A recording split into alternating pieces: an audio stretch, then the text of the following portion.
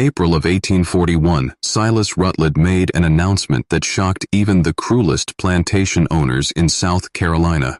He was placing his daughter, Catherine, a 28-year-old woman weighing over 260 pounds, under the complete authority of an enslaved man named Ezekiel Cross. Not as a nurse, not as a companion, as her owner in every way that mattered except on paper. The white society of Colleton County was scandalized, but they had no idea what Rutledge was truly doing or what Ezekiel Cross would do to Catherine over the following months. By November, Catherine's body had changed in ways no one could explain. 13 men were dead, and Cypress Grove Plantation was nothing but ash. What really happened between that enslaved man and the plantation owner's daughter? What did he do to her that terrified everyone who witnessed it? Before we uncover the disturbing truth, subscribe, hit that bell, and comment your state below. Now, let me take you back to where it all began. Spring in Colleton County arrived with oppressive heat and humidity that made the air feel solid. The Combe River moved slowly through the low country, its dark water reflecting Spanish moss that hung from live oak trees like funeral shrouds.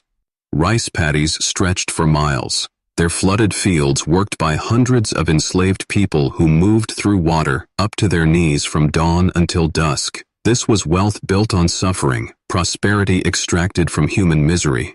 All of it justified by men who convinced themselves that cruelty was simply the natural order of things.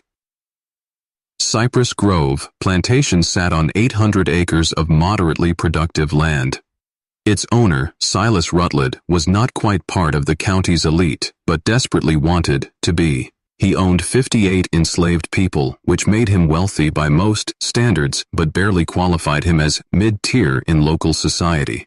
The truly powerful families owned thousands of acres and hundreds of slaves. They summered in Charleston and sent their children to universities in the North. Their names carried weight that could open doors or destroy reputations with a single word. Silas had married Elizabeth Yancey in 1812, a union that brought moderate land holdings and a respected surname. Elizabeth had been a practical woman who kept meticulous records and seemed more interested in profit margins than social climbing. She died giving birth in 1813 to a daughter christened Catherine. For 28 years, Silas raised Catherine alone while focusing his energies on gaining entry to the inner circles of county power. He was a tall man, thin in the way of people who forget to eat when consumed by obsession. His hair had gone gray prematurely, giving him a severe appearance that matched his cold temperament. In business he was known for being shrewd but honorable enough, the kind of man who would drive hard bargains, but keep his word. His daughter Catherine had grown up, isolated, educated by tutors, never quite belonging anywhere. By 1841, she was 28 years old and weighed nearly 260 pounds. Her body was swollen from years of medications prescribed by doctors who diagnosed her with hysteria and female nervous disorders. She suffered violent fits where she would scream and throw objects. She had attacked her father with a letter opener the previous year, leaving a scar across his left hand. The white society of Colleton County whispered about her with false sympathy. Poor Silas Rutledge, burdened with a mad daughter. What a shame. She had been such a pretty child. None of them knew the truth. None of them knew what Catherine had witnessed when she was 12 years old, or that her madness was not madness at all, but a rational response to living with monsters. The letter arrived on April 7th, delivered by private courier. Silas opened it in his study, expecting business, correspondence. Instead, he found 3 pages on expensive paper sealed with red wax bearing a symbol he recognized immediately. A scythe crossed with wheat stalks, the mark of the Brethren of the Baal harvest. The Brethren, 13 men who gathered in darkness to perform rituals they believed strengthened the land through blood sacrifice. They mixed old European traditions with beliefs borrowed from enslaved people who understood spirits and power. They believed the strong were meant to consume the weak, literally when necessary. Silas had been initiated in 1822. He had attended perhaps 40 gatherings over 19 years, participating in rituals that ranged from disturbing to monstrous. The letter informed him he was in debt, $12,000 borrowed over years of gambling losses and failed investments, an impossible sum. Repayment would require selling most of his land and all his slaves, destroying everything he had built. But the letter offered an alternative, a demonstration of commitment from members in difficult positions. Silas would take his daughter, Catherine, and place her under the complete authority of one of his enslaved men, not temporarily, not as punishment, as a genuine transfer of responsibility lasting 1 full year. The enslaved man would have total control over her person, her daily activities, her treatment. Silas would announce this publicly at a gathering of the county's prominent families, explaining it as an extreme medical measure for his daughter's condition. The humiliation would be absolute. In a society where white women were supposedly precious and protected above all others, Silas would be declaring his daughter worth less than his property. But if he agreed, his debt would be forgiven, and the brethren would provide financial support to restore his position. Silas sat in his study for hours that night. He thought about his options. Bankruptcy would destroy him completely. The brethren had connections to every judge, every lawyer, every politician in the region. They could make him disappear if he became a problem, or he could sacrifice his daughter's dignity to maintain his own position. The choice society had trained him to make: property over people, power over morality. He wrote his acceptance by candlelight and sent it before dawn.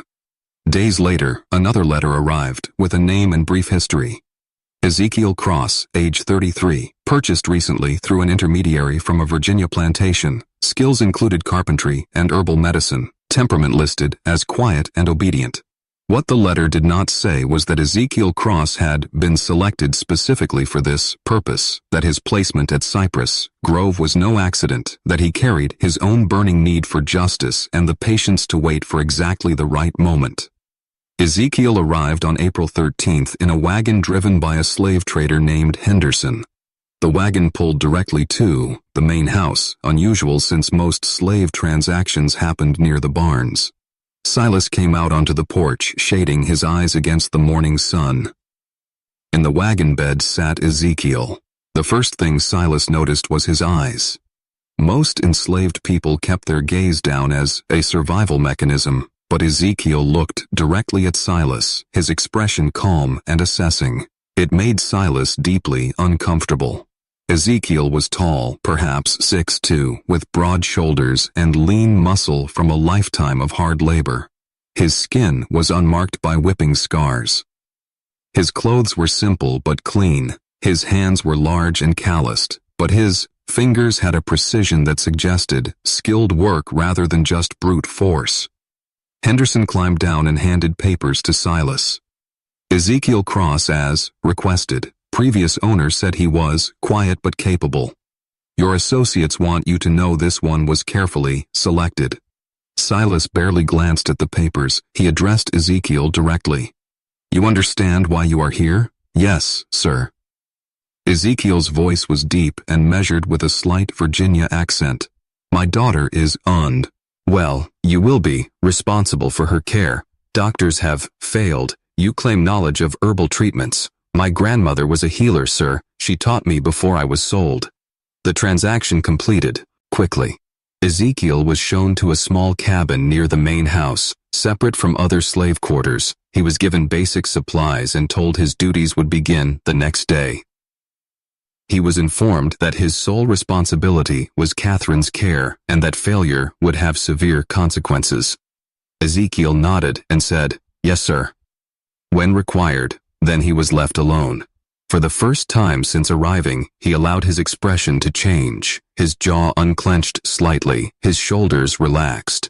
He sat on the bed and pulled from inside his shirt a small cloth bundle. He unwrapped it carefully, revealing a piece of worn paper with 3 names written in a child's uncertain handwriting.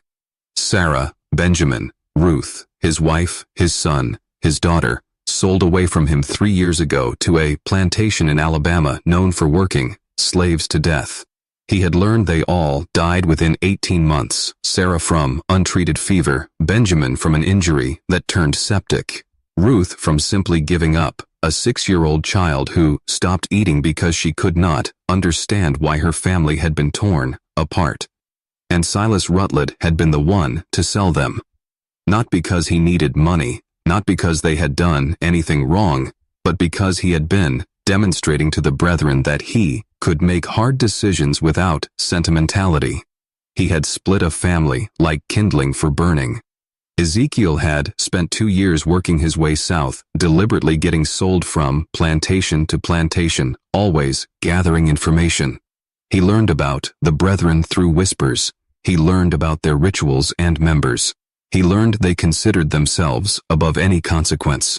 When the opportunity came to be sold to Rutledge, specifically, Ezekiel knew this was his chance. He would have access to Rutledge's house, to his secrets, to his vulnerabilities. And sometimes justice came not from courts or laws, but from audience and planning, and being willing to become exactly as monstrous as necessary. He folded the paper with the 3 names and tucked it away. Then he lay back and stared at the ceiling and began planning what came next. His first day began on April 14th.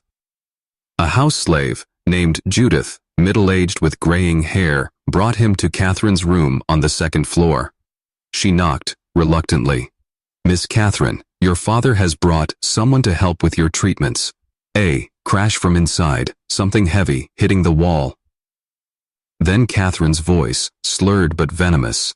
"I do not want more treatments. Send him away." Judith looked at Ezekiel with sympathy. "She has bad days. This is one." Ezekiel opened the door and stepped inside, closing it before Judith could follow. The room was large but dark, heavy, curtains drawn. The air was stale, smelling of unwashed bedding and something else.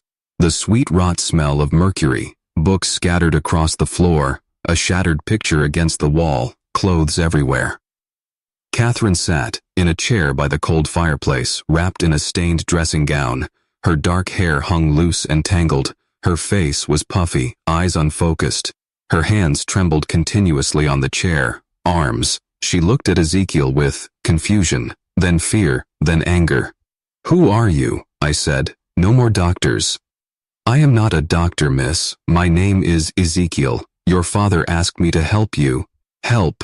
She laughed harshly. "That is what they all say. Help, treatment, medicine. They mean poison. They mean chains. They mean silence." She stood, suddenly swaying. "I know what this is. He is punishing me again for remembering, for speaking, for refusing to forget." Ezekiel stood still, non-threatening. "What are you supposed to forget?" The question caught her off guard. Her anger flickered to something more vulnerable. "You do not know. I know nothing, miss, only that your father says you are unwell." Catherine studied him intently, as if really seeing him for the first time. "You are not from here, Virginia, originally, miss. Do you know what happens in this house? What they do in the cellar?" Ezekiel's pulse quickened, but he kept his expression neutral. "I do not know what you mean. Liar. No heat in it, just exhaustion. Everyone lies. It is easier than truth." She sat heavily. "Leave me alone. Tell my father his newest torment failed." But Ezekiel moved to the window and drew open the curtains. Sunlight flooded in. Catherine cried out, covering her eyes. "When did you last go outside, miss? I cannot walk that far. I'm too weak. When did you last eat without looting a minute? The medicine is necessary. Doctors say so." "What if the doctors are wrong?" Her hands came down from her eyes. She stared at him with hope and terror mixed. "What did you say?" Ezekiel turned from the window. This was the moment the first card played. I said, "What if the doctors are wrong? What if everything you have been told about your condition is designed not to help you, but to keep you controllable? What if your father has been poisoning you for years to ensure you never become well enough to speak about what you saw?" Absolute silence. Catherine's eyes went wide, her trembling hands stilled. For 30 seconds, she just sat there, her mind working. When she spoke, her voice was different, clearer. "He told you." "Your father told me nothing, miss." But I have eyes. I know mercury poisoning. I know long-term lord use. Healthy women do not become like this without someone working hard to make them that way. Why would you say this? Suspicion crept back. This is a trick. You are testing me. I am telling you, I can help you become truly, well, clear-minded, strong enough to walk out of this room. But it will not be easy. Your body has been dependent on those medicines for years. Stopping will be painful. You will feel worse before better, and your father will not approve. Then why would you do it? Ezekiel met her eyes. Because I have my own reasons for wanting Silas Rutledge to suffer, and the best way to make him suffer is to give him back a daughter who is sane enough to remember everything and strong enough to speak about it. The truth dangerous to speak so plainly. But Catherine was damaged, not stupid. She would see through manipulation, but genuine common cause that she might believe. You want revenge on my father? Yes, miss. What did he do to you? He sold my family, my wife and 2 children. Sent them to their deaths for no reason except to prove something to people who judge worth by cruelty. Catherine absorbed this, then nodded slowly. The brethren he sold them for. The brethren, not a question. The brethren, miss, you do not know. She laughed, something manic in it. You will learn. Everyone learns eventually. She leaned forward. If I agree, if I let you help me, what happens then? You get well, miss. And when you are well, we decide what to do next. I have my revenge to plan. You have yours. Perhaps they align. Catherine studied him intently. Finally, she spoke. I want them all dead. My father, Judge Pelam, Reverend Crenshaw, all of them. Every man who stood in that cellar. I want them to suffer first, to know it is coming to beg, then I want them dead. The venom was shocking, not for its intensity, but because it came from someone dismissed as mad and harmless. This was not madness, this was rage, concentrated by years of suppression. Ezekiel nodded. Then we have an understanding, Miss Catherine. If we are conspirators, use my name. I cannot miss, not where anyone might hear. We must be careful. Then know something, Ezekiel. Catherine's eyes glittered dangerously. I have killed before. 3 people, house slaves who might have told my father about my lucid moments. I cannot remember exactly how. The Eldinum blurs everything, but I know I did it. They disappeared. Their families were told they ran away. She smiled terribly. So if you plan to betray me, to use me, then dispose of me, know that I am not a victim. I am something worse. Ice ran down Ezekiel's spine. He had expected an ally, not someone whose capacity for violence might exceed his own, but he kept steady. I believe you, miss, and I will not betray you. Good. Catherine stood more steadily. Then let us begin. But I have one condition. When this is over, when we have had our revenge, I want to die. I do not want to live with what I have seen and done. You will help me with that too. Agreed. Ezekiel had not expected that, but he was committed now. Agreed. Then we have a deal. Catherine extended her hand. After hesitation, Ezekiel shook it. Her grip was stronger than expected. Over the following week, Ezekiel began Catherine's treatment. He gradually reduced her laudanum, replacing some with herbal tinctures, valerian root for anxiety and sleep, chamomile for digestive distress, milk thistle to help her liver process accumulated toxins. The process was brutal. Catherine spent 3 days in bed with fever, shaking, and vomiting. Ezekiel stayed with her through it, holding a basin while she was sick, wiping her face with cool cloths, speaking quietly, just to remind her she was not alone. When the worst passed, she was weak, but clearer than she had been in years. The constant tremor decreased. Her speech was less slurred. She could focus on reading. Then real work began. Ezekiel had her walking short distances at first, from her room to the hallway end and back. It exhausted her, but he insisted every day a little further. He adjusted her diet, bringing lean meats and vegetables instead of heavy pastries. He limited portions strictly, though she fought him years of using food as comfort, making restriction difficult. While working on her physical recovery, they talked. Catherine told him about the cellar, about what she saw at 12. She described it in detail that made Ezekiel's stomach turn, but he listened, without interruption. She told him about years of gaslighting that followed, her father convincing everyone, including herself, that she was mad, that she invented memories, that nothing she said could be trusted.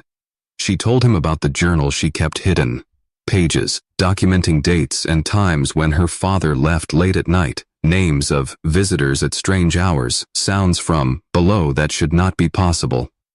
Ezekiel told her about his family, about Sarah who sang while working and taught their children to read despite the danger, about Benjamin who at 8 could do mathematics that amazed overseers, about Ruth who loved flowers and picked wild blooms to make their cabin beautiful.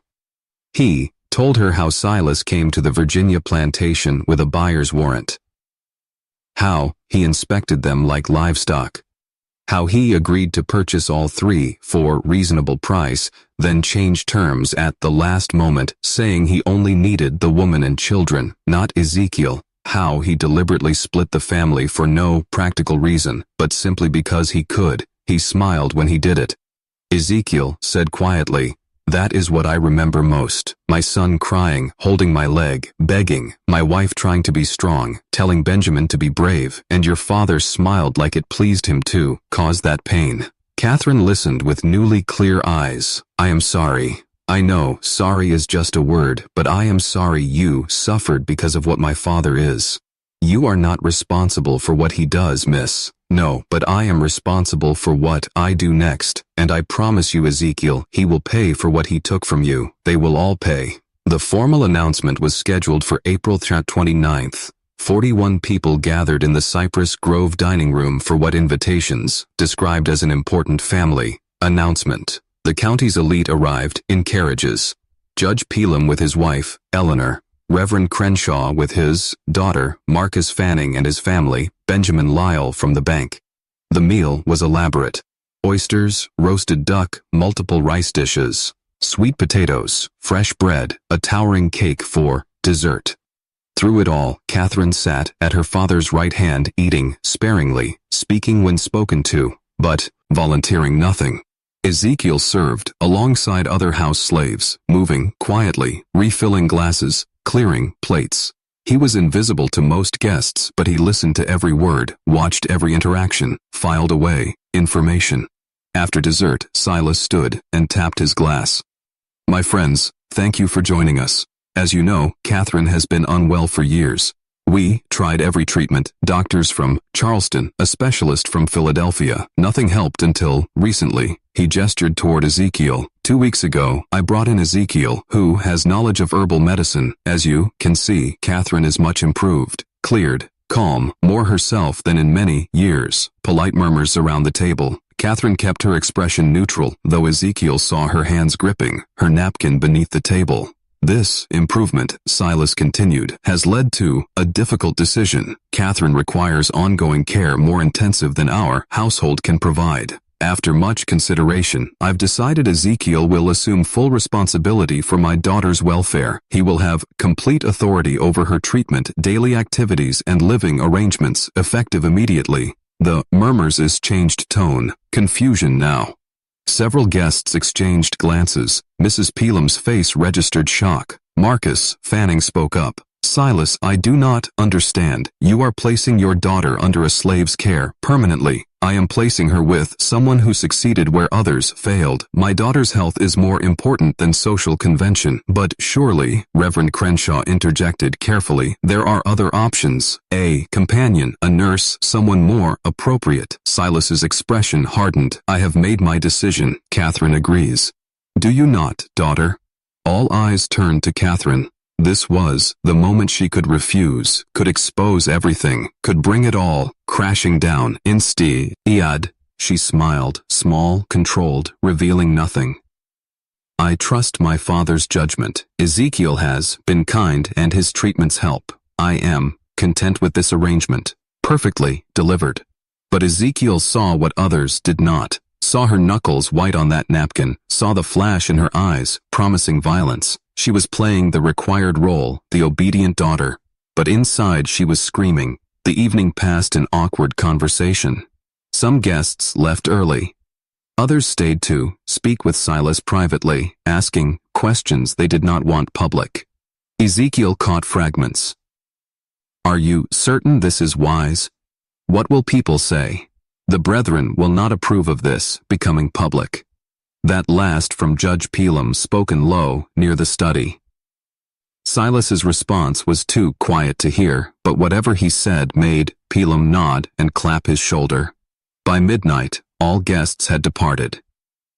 Catherine retired to her room. Silas went to his study. Ezekiel helped with cleanup, then made his way upstairs. He knocked softly on Catherine's door. "Come in." She sat by the window, still in her dinner dress, looking out at dark grounds. She did not turn. "It is done then. I am officially your responsibility. Property of property." "How absurd. How are you feeling, miss?" "I want to burn this house down with everyone in it."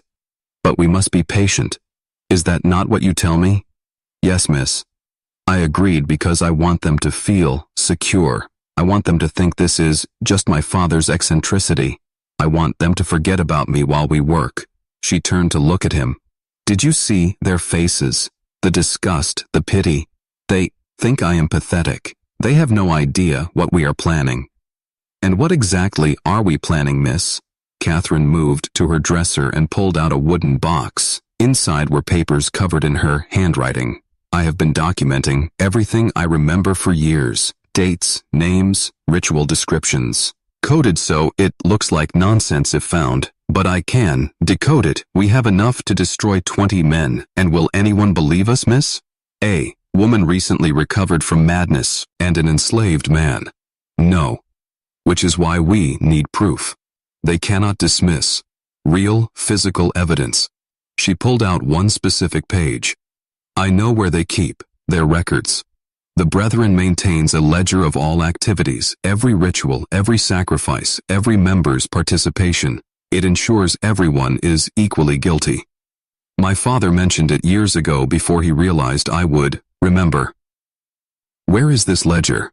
"In the cellar. There is a hidden room beyond, the main chamber. I never saw inside, but I heard them talk about it.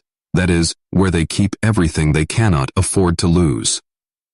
Ezekiel felt excitement mixed with dread. Such a ledger would be devastating evidence, but getting it meant going into the heart of the Brethren's domain.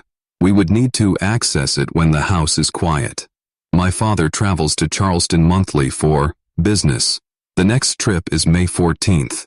He will be gone 3 days. That gives us 2 weeks to prepare. We need the cellar, layout, every room, every hiding place. I can help. I've been thinking about this for 16 years. I know exactly what needs to happen." They spent an hour going over details, speaking in whispers. Catherine sketched the cellar layout from memory. Ezekiel asked about guards, keys, slave schedules. When he left her room, it was nearly 2 o'clock in the morning. He made his way to his small room, mind racing. He was fully committed now to conspiracy with a woman who was brilliant and damaged and frightening. He pulled out the paper with his family's names and looked at it by candlelight. "I am doing this for you, for Sarah, for Benjamin, for Ruth, for every person who suffered because men, like Silas Rutledge, believe power gives them the right to destroy lives." He blew out the candle and lay in darkness, listening to the house settle. Somewhere below in a cellar he had never seen were secrets that could tear apart South Carolina's most powerful families. In 2 weeks he would go down there to find them. The 2 weeks passed with deceptive calm. Catherine continued improving. Her weight dropped. Her mind stayed sharp. She walked further each day. More importantly, she was translating sections of her coded journals for Ezekiel, filling in details about the Brethren that made his blood run cold. The Brethren was not unique to Colleton County. It was part of a larger network across the South, connected societies in Charleston, Savannah, New Orleans, Richmond, different names, but always the same structure. Wealthy men who believed their power derived from ancient practices of dominance and sacrifice.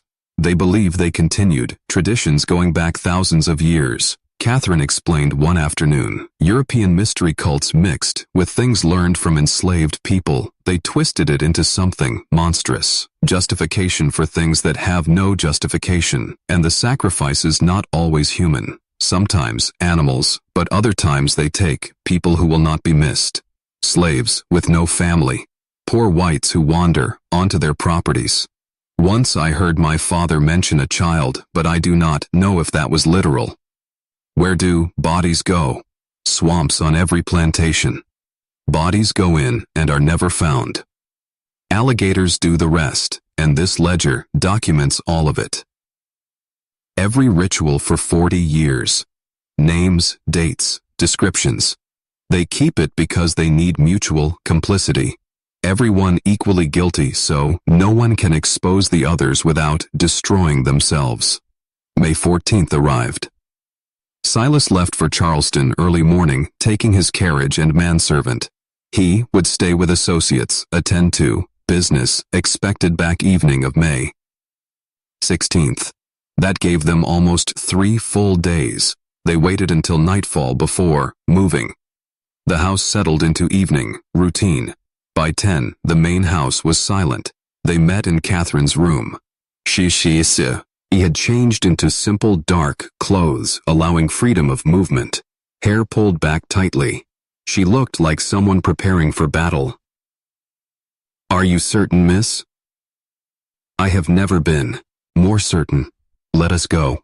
The cellar entrance was in the kitchen behind the pantry.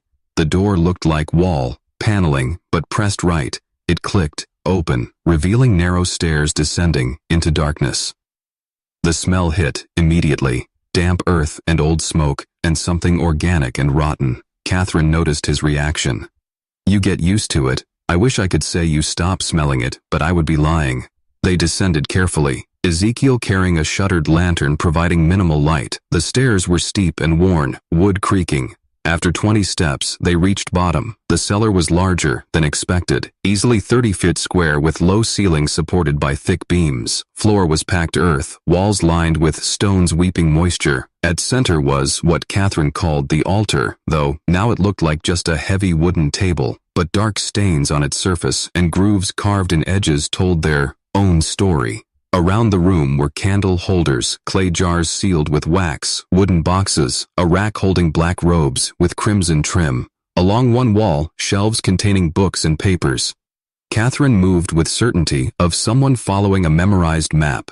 She led Ezekiel to the far wall where stones seemed solid, but she pressed one particular stone and something clicked. A section swung inward, revealing another chamber. This room was smaller, 10 foot square, and here the brethren kept its secrets. The ledger sat on a wooden stand in the center, massive 2 foot tall and 18 in wide, bound in dark leather with metal clasps. Next to it were smaller journals. Around the walls were shelves containing jars Ezekiel refused to examine too closely. "There," Catherine whispered, pointing, "that is what we need." Ezekiel moved to the stand and opened the book carefully. Pages were thick parchment covered in meticulous handwriting, names and dates going back to 1800, ritual descriptions, written in clinical detail, like scientific experiments rather than atrocities. He began reading, and with each entry, his horror deepened. These men had not just committed occasional violence, they made it systematic. Regular gatherings every 6 weeks, rituals timed to agricultural cycles, believing blood-fed land. They had killed at least 37 people over the years, probably more. Mostly enslaved people, but also poor whites, indigenous people, anyone vulnerable, and notes about consumption. They had not just killed, they had eaten. Pieces of victims prepared specific ways consumed during ritualistic meals they believed transferred power. "Dear God," Ezekiel whispered, "this is worse than I imagined. I tried to tell you."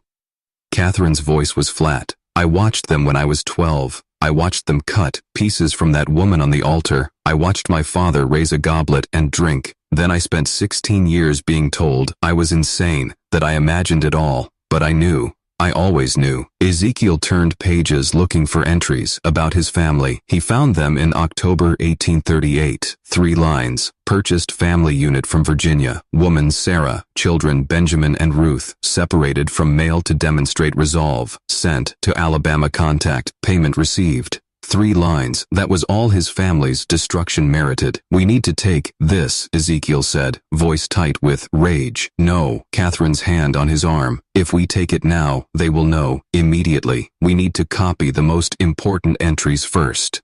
She was right. But Ezekiel wanted to burn everything. But revenge required patience, required being smarter than the enemy. They spent 3 hours working.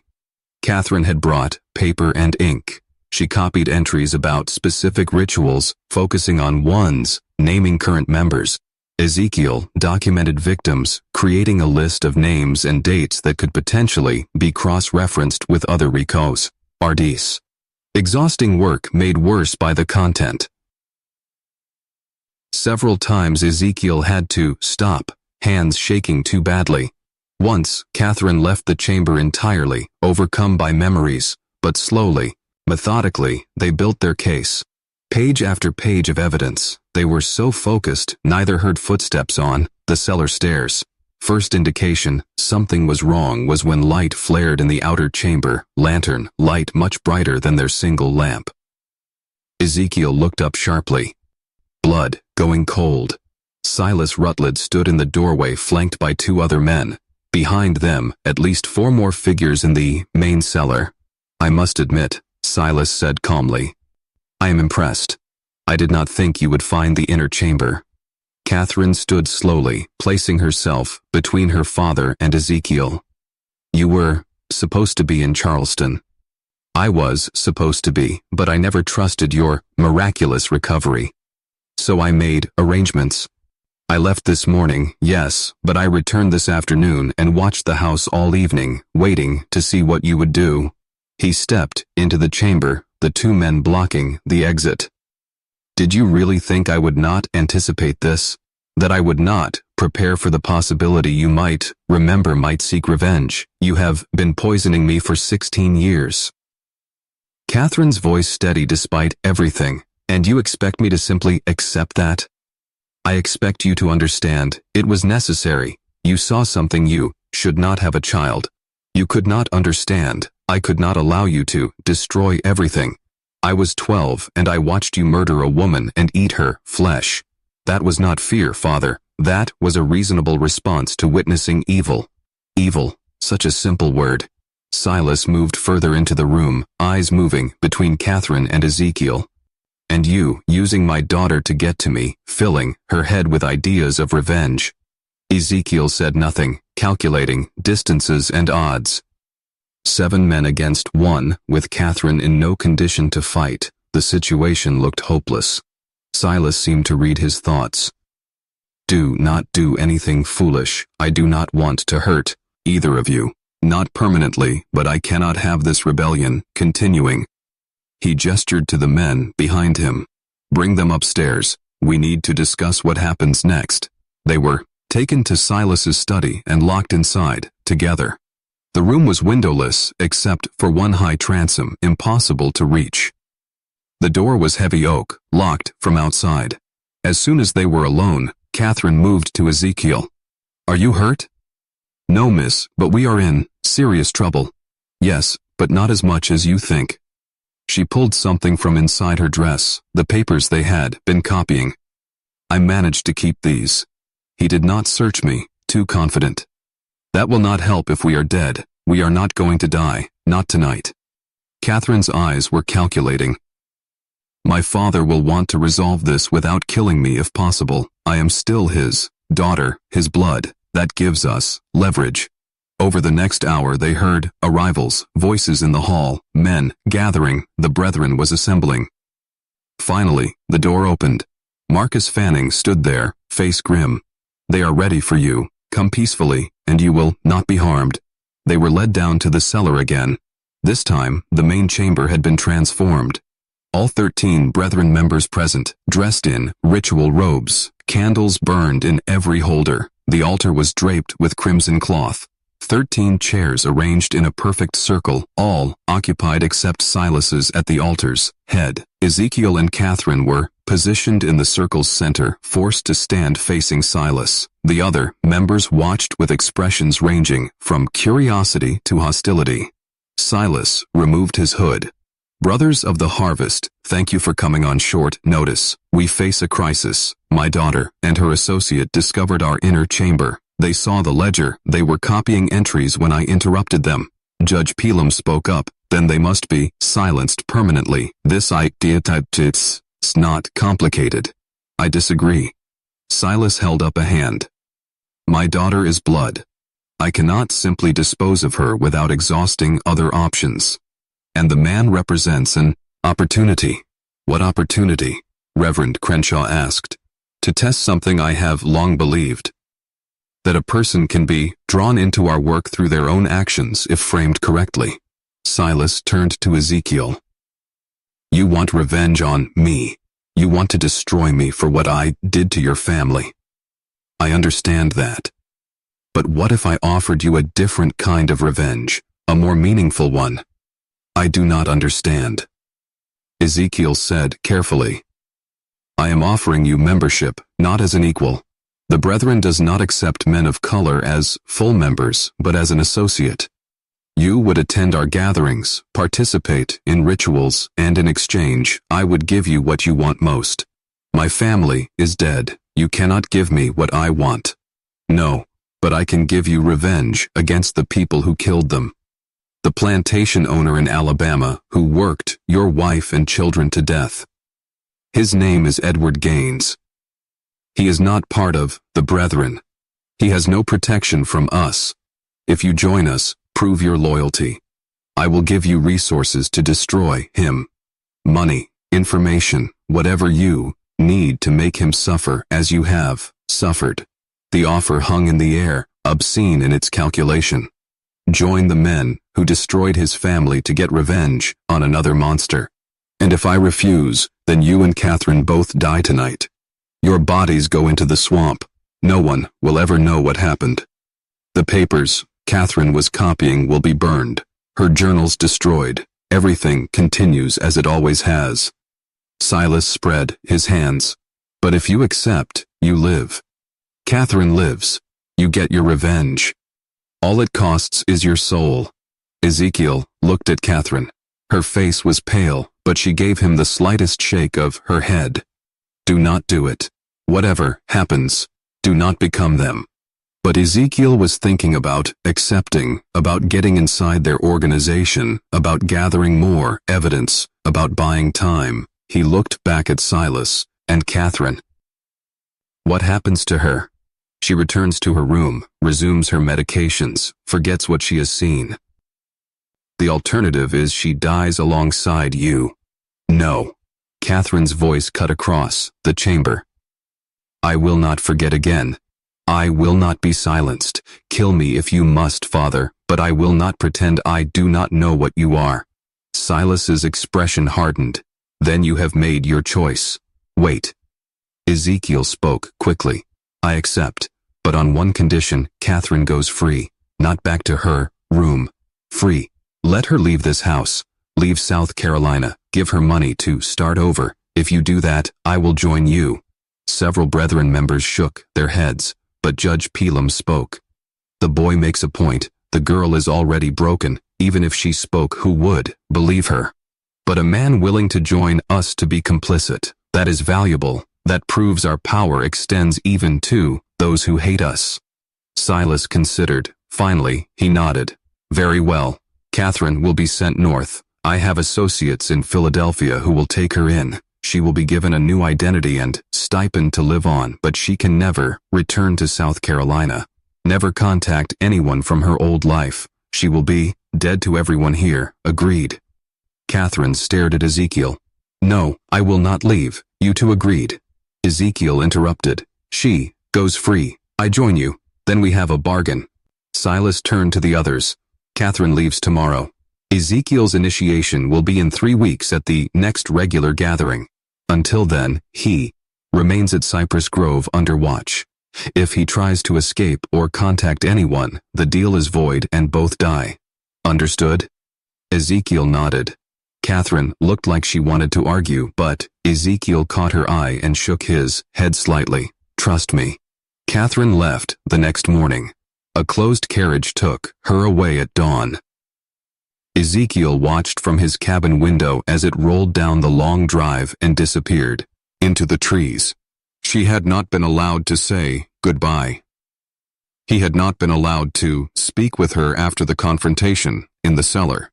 But as she had been escorted to her room the previous night, she had looked back at him once, and in her eyes he had seen something that gave him hope. She understood. She knew he had not truly surrendered. She knew this was strategy, not defeat. The question was whether she would actually go to Philadelphia or whether she had her own plans. The 3 weeks that followed were the longest of Ezekiel's life. He was kept under constant watch. 2 overseers followed him everywhere.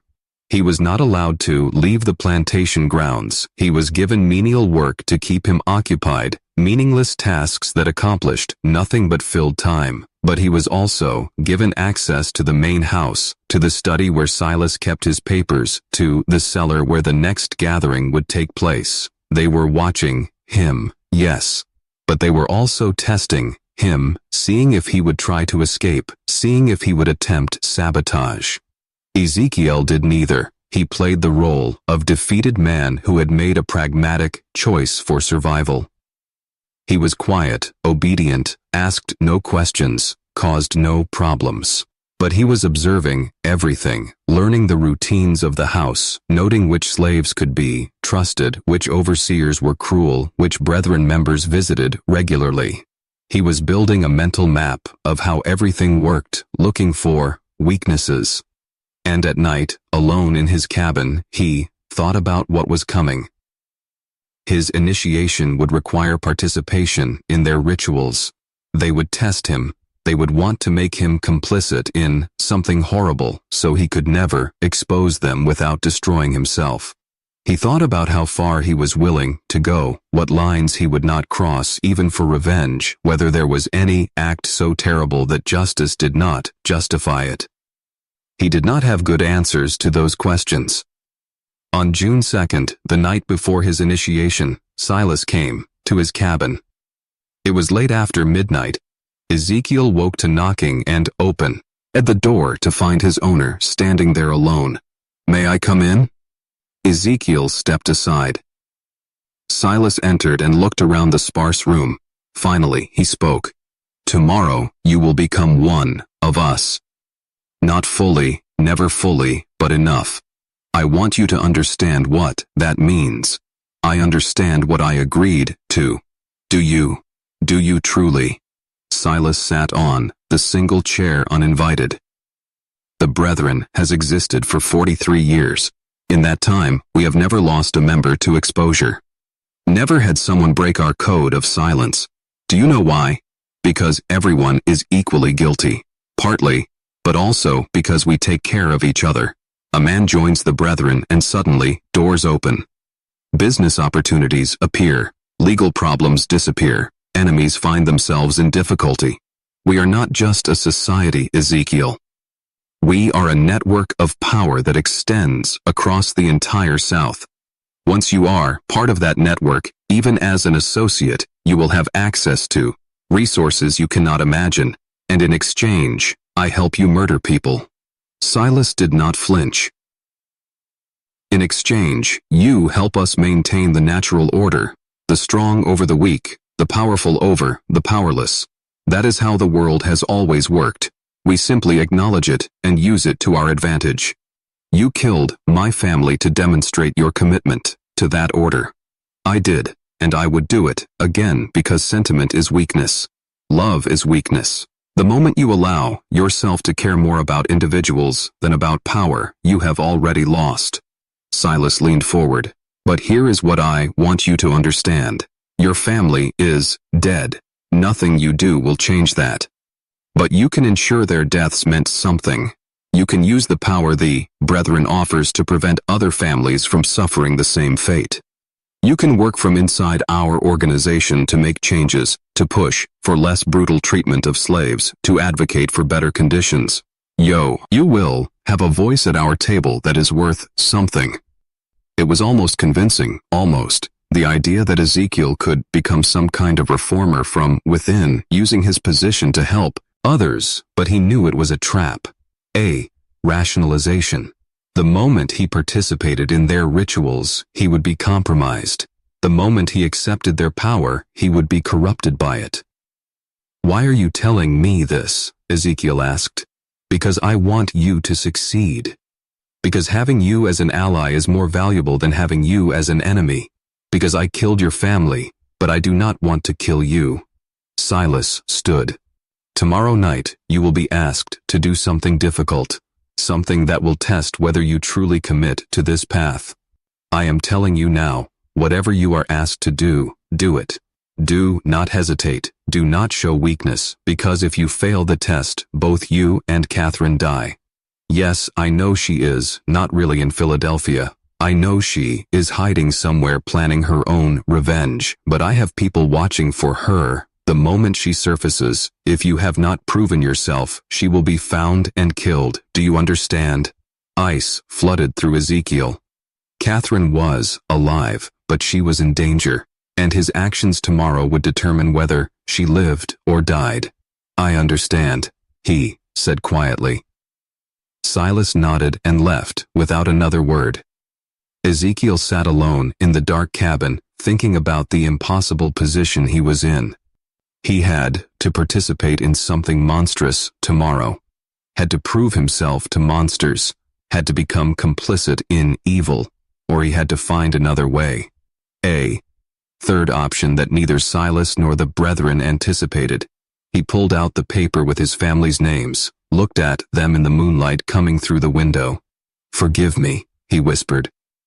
"For what I'm about to do, for what I have to become. I promise you it will not be for nothing."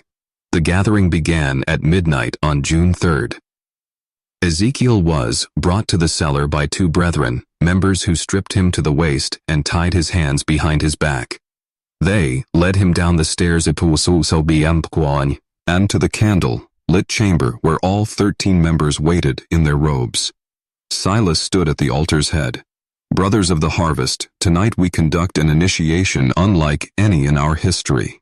We bring into our circle a man who has every reason to hate us, a man who has lost everything because of what we represent. We do this to prove that our power extends even to our enemies, that anyone can be brought into the fold if the price is right." He gestured, and two more brethren members brought forward a figure bound and gagged, struggling weakly. They placed the person on the altar and stepped back. It was a young woman, enslaved, maybe 18 or 19 years old, terrified. "This is your test, Ezekiel," Silas said, "to join us. You must participate in our ritual. You must take the knife and make the first cut. You must prove that your desire for revenge against Gaines is stronger than your moral objections to our methods. If you refuse, you die here tonight. If you accept, you become one of us, and we help you destroy the man who killed your family." The other brethren members began chanting low rhythmic sounds in a language Ezekiel did not recognize. The candles flickered, shadows danced on the walls. Silas held out a knife, long blade, wickedly sharp handle wrapped in leather. "Take it, make the choice." Ezekiel looked at the woman on the altar. She was crying, trying to scream through the gag. Her eyes found his, and in them he saw every enslaved person who had ever suffered at the hands of people like the brethren. He saw Sarah, Benjamin, Ruth. He saw himself. He looked at the knife, at Silas, at the 13 men watching to see what he would do.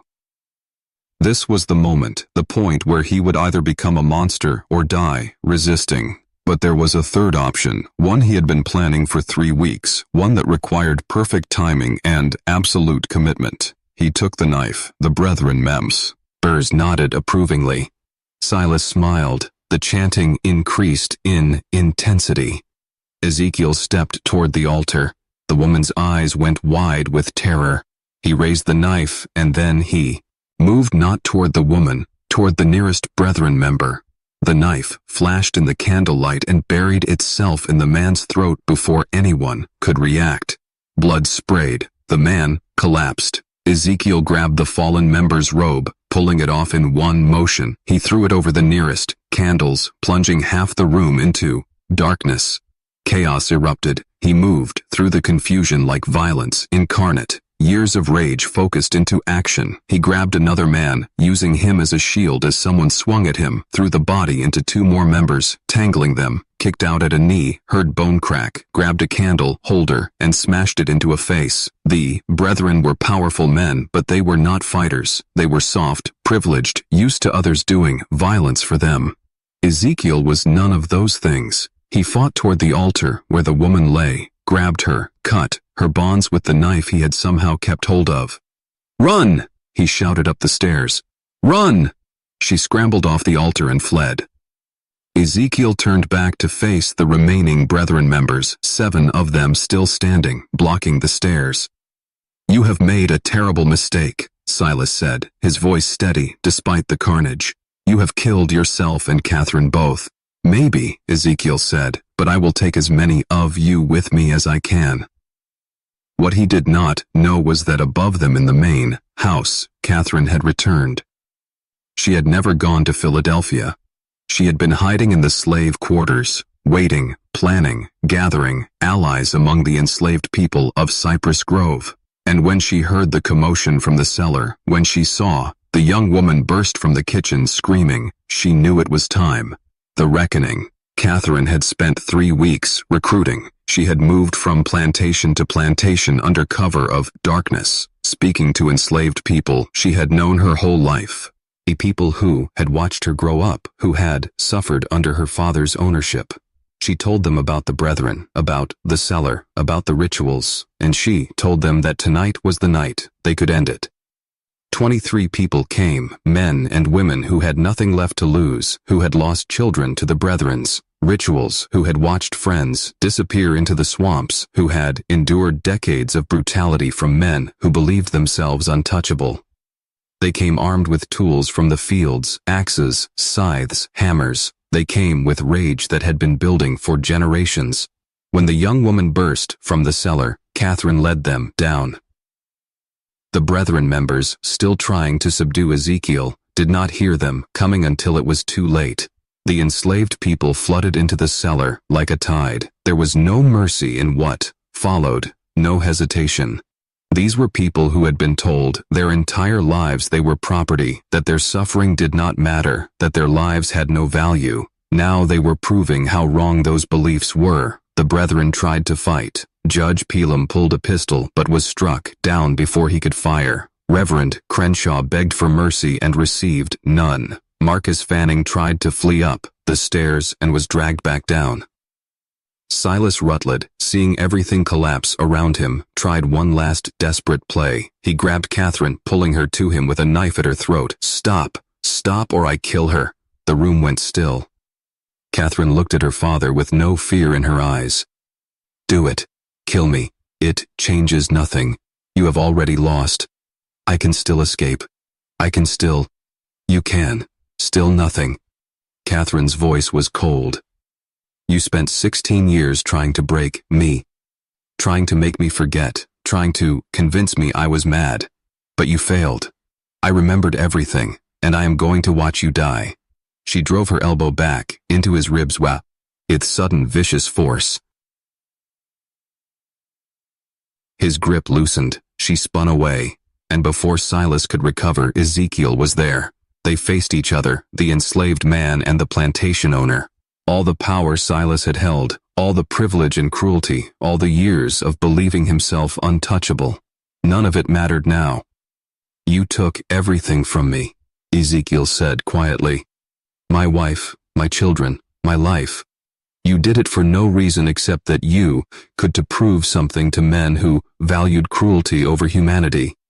"Please," Silas said. Just that one word, pathetic and desperate. "Did my wife say please? Did my son? Did any of the people you killed in this cellar?" Ezekiel shook his head. "No mercy. Not for you. Not ever." What happened next was brutal and final. The enslaved people made sure none of the brethren survived. 13 men who had believed themselves above consequence learned in their final moments that power was an illusion. That cruelty always came home eventually. When it was over, Catherine stood in the center of the cellar, surrounded by bodies. She was shaking, not from fear, but from release. 16 years of rage finally given outlet. Ezekiel came to her. "Are you hurt?" "No." "Are you?" Minor cuts. Nothing serious. He looked around at the carnage. "What do we do now?" "Now?" Catherine's smile was grim. "Now we burn it all. The cellar, the ledger, the evidence. We destroy every trace of what happened here. But that evidence could prove what they did. Could bring justice." "Justice?" Catherine laughed bitterly. Ezekiel looked around. "This is justice, the only kind we were ever going to get. If we try to take that ledger to authorities, what happens? We are hunted down and killed. The surviving Brethren members in other counties come for us. This only ends if everyone believes the Cypress Grove chapter died in an accident. If there is no evidence, no witnesses, no story to tell." She was right, and Ezekiel knew it. "Then we burn it." They spent the next 2 hours preparing. The enslaved people who had helped them left before dawn, disappearing back to their various plantatio. Instead, they would say nothing. They had seen nothing. They knew nothing. That was how survival worked. Catherine and Ezekiel poured oil through the cellar, stacked wood and kindling, placed the bodies in positions that might look like an accident if anyone investigated. Then they took the ledger and all the journals and placed them in the center of the altar. "Wait," Ezekiel said. He opened the ledger one last time and found the entries about his family. He carefully tore out those pages and folded them, placing them inside his shirt. For them, so they are not forgotten.